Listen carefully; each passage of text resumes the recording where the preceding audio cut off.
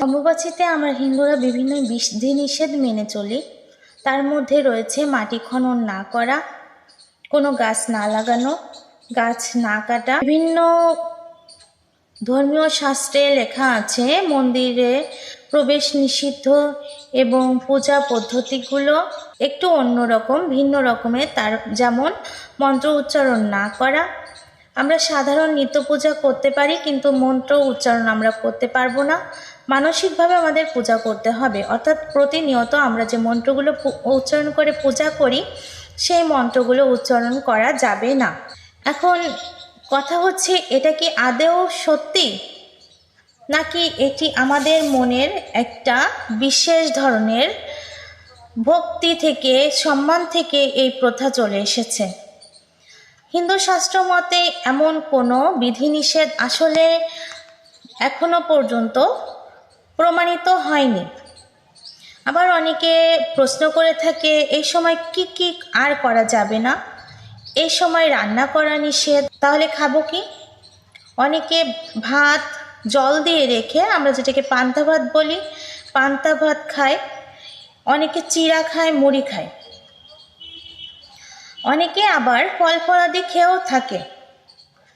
অনেকে জিজ্ঞাসা করে, চুল কাটা যাবে কি, নখ কাটা যাবে কি? এইখানে কতটা যুক্তি আছে যে চুল কাটা যাবে না, নখ কাটা যাবে না, সাবান সার্ফ শ্যাম্পু ব্যবহার করা যাবে না? সাবান সার্ফ শ্যাম্পু অবশ্যই ব্যবহার করা যাবে, এখানে বৈজ্ঞানিকভাবে কোনো বিধি নিষেধ নেই।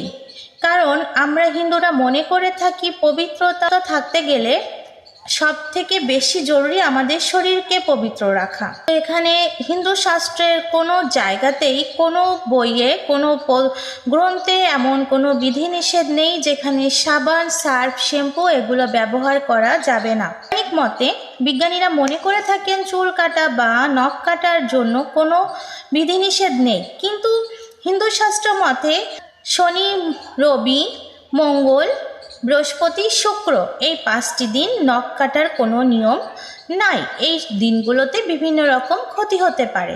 শাস্ত্র মতে এগুলোকে বিধিনিষেধ হিসেবে বানা হয় এবং বলা হয় এই সময় এই ধরনের কাজকর্মগুলো করলে কঠোর শাস্তি হতে পারে। আমরা সাধারণত মনের বিশ্বাস থেকে, ভক্তি থেকে যদি এটি মেনে চলি তাহলে এটা সম্মানযোগ্য। কিন্তু যদি কেউ কোনো কারণে এগুলো মানতে না পারে, তবে এখানে বিশেষ কোনো ক্ষতি হয়তো হয় না।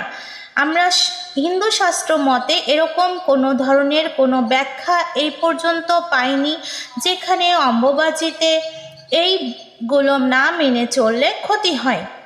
ধন্যবাদ সবাইকে।